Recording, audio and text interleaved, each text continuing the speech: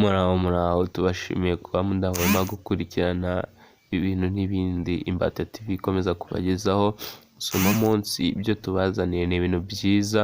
Wowe utunze igare rwose, utinya umuhanda, utinya impanuka zibera mu muhanda, iki ni cyo gisubizo nakuzaniye. Ndakubwira ko kuri ubu twesitara igare ryawe ibinyoteri tukabishyiraho ibyerekezo by'umuhanda, tukaryesitara amatara rikajya mu muhanda ricana rigaragara neza.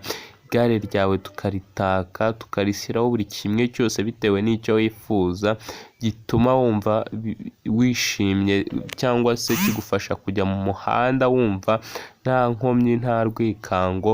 Reba nk'ibi binyoteri, reba nk'aya mafire ukuntu aba afunze, urebe ukuntu byose turabitunganya.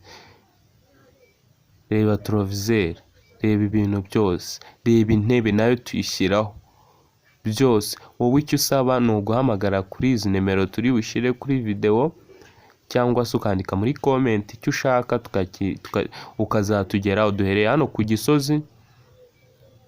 ku Gisozi rwose, waduhamagara rwose tukabikugezaho. Buri kintu cyose ushaka ku igare ryawe turagikora, ukajya mu muhanda wumva utuje, nta kibazo, nta cyikango, rwose wumva utuje. Dore igare, dore rwose bya bintu byo kuvuga ngo barakugonga, ngo ni nijoro, ngo nta rumuri ufite, ngo ntago wabona icyerekezo cy'aho ugiye, ngo ufite ubwoba. Oya, dore turaryesitara igare rikajya mu nzira rwose wumva nta kibazo.